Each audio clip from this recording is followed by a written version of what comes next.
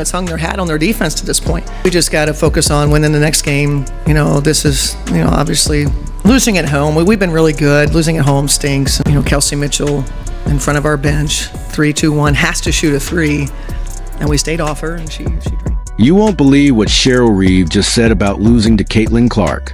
The Minnesota Lynx coach's confession has sent shockwaves through the WNBA world. What could have made such an experienced coach eat her words? Let's break it down. The Minnesota Lynx versus Indiana Fever game was supposed to be just another regular matchup, but it turned into a full-on showcase of Caitlin Clark's incredible talent. Reeve, known across the league for her sharp mind and smart strategies, seemed extremely confident before the game. But what happened next left everyone stunned. Her post-game comments were not what anyone expected. She didn't make excuses. She didn't try to downplay Clark's performance. Instead, she dropped a truth bomb that has everyone talking. But first, let's rewind. Before the game, Cheryl Reeve was overflowing with confidence. You could feel it in her words. She wasn't worried about the Caitlin Clark hype. She wasn't worried about the home crowd roaring for the Indiana Fever. In fact, her pre-game comments were bold, maybe too bold. Remember what she said? "I don't care what nobody says. There's going to be a lot of people cheering for that other side. I give two shits. How about one? Not even one." Those are strong words from a seasoned coach. Reeve was ready for battle, and she believed her team was, too. But sometimes, basketball has a way of humbling even the most confident coaches. The game unfolded in a way Reeve never expected. Not even close. The Indiana Fever, led by none other than Caitlin Clark, came out swinging. And boy, did they connect. Clark and her teammate Kelsey Mitchell were on fire. Mitchell drained corner threes like it was nothing, while Clark saved her very best of the final quarter, lighting it up when it mattered the most. You could see the change on Reeve's face as the game went on. That pre-game confidence disappeared. What replaced it? Disbelief, frustration, a realization that her plan was falling apart. Next voice. It's not every day you see a coach's strategy crumble that badly. But the real shocker came after the game. Reeve's post-game comments were a complete 180 from her pre-game bravado. She admitted, "I think the stuff that we did..." Was it because she kind of got Chechi in the face, or what was that? Yeah, so it's called a flail. It's a flail, whether you hit him in the face or not. It's a flail if you make contact. It's a technical because the clock is stopped. They played well, obviously it was a passionate game for both teams. It's not every day you see a coach's strategy crumble that badly. But the real shocker came after the game.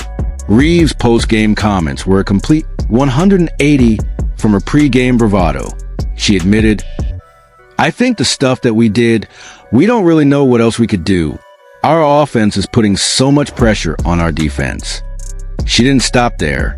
Reeve went on to say, "Our true field goal percentage killed us. Some of the turnovers at costly times really hurt us." Now, think about that. It's rare to hear a coach admit they're out of answers.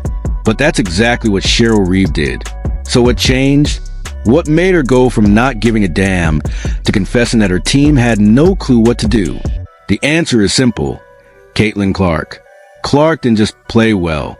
She didn't just score points. She changed the entire game. She made plays that left the Lynx scrambling, searching for answers they simply couldn't find. And it wasn't just Clark's on-court performance that rattled Reeve. It was the atmosphere, the buzz, the electricity in the arena. Reeve couldn't ignore it anymore. She even compared Clark's impact to some of the greatest players in basketball history. Here's what she said. "Everybody knows that the reason why our teams around the league are having sellouts is because Caitlin Clark and the Indiana Fever are coming to town." That's high praise. Comparing a rookie's arrival to the impact of Magic Johnson and Larry Bird on the NBA. From dismissing Clark's hype to admitting her league-changing presence. Reeve's journey in a single night is proof of just how special Clark is. Now let's talk about what really happened on that court. Picture this. The Lynx are up by 7, heading into the fourth quarter. They're feeling good. They think the game is theirs. But then Caitlin Clark switches gears. It's like she just chugged an espresso shot and decided, this is my game now. What happened next was spectacular. Clark started threading passes through impossible gaps. She was hitting shots from deep, making defenders look like they were moving in slow motion. And it wasn't just Clark's individual brilliance. She was elevating her entire team. Remember that three-pointer Kelsey Mitchell drained? The one Reeve couldn't stop talking about? That was all set up by Clark's vision and leadership. Reeve herself said it. Kelsey Mitchell in front of our bench, 3-1, has to shoot a three, and we stayed off her, and she drains it. That's the Clark effect. She draws so much defensive attention that her teammates get wide-open looks. But here's the kicker. Clark wasn't just dominating on offense. She was changing the entire flow of the game. The Lynx's defensive schemes? Useless against Clark's creativity and unpredictability. Reeve admitted as much. I think the stuff that we did, we don't really know what else we could do. Imagine being a coach with years of experience, suddenly feeling like you're out of options. That's the impact Clark had. And what's even more impressive, she did all under intense pressure. The Lynx didn't go easy on her. They played physical. They tried to throw her off her game. But Clark stayed cool as ice. She didn't let the fouls or defensive pressure break her. She turned it into fuel and lit up the fourth quarter. As Reeve herself admitted, it wasn't just about scoring points. It was about making the right play at the right time, over and over again. Think about it. How many rookies can completely dismantle a team's defensive strategy? How many can force a coach to admit, our offense was putting too much pressure on our defense? That's the thing about Caitlin Clark. She's not just a scorer. She's not just a playmaker. She's a game changer. She doesn't just beat you. She makes you question everything you thought you knew about defending her. And Clark's impact goes far beyond just this one game. The ripple effects are being felt across the entire league. Coaches are already rethinking their strategies. Analysts are rewriting predictions. Fans are selling out arenas just to see her play. Cheryl Reeve even compared Clark's influence to the likes of Bird and Magic, saying her arrival is a watershed moment for the WNBA. That's not something you hear every day about a rookie. What does this mean for the future? Reeve herself said, "We've got to focus on winning the next game. We'll look at some things to see how we can be better against Atlanta." Clearly, the Lynx learned some hard lessons.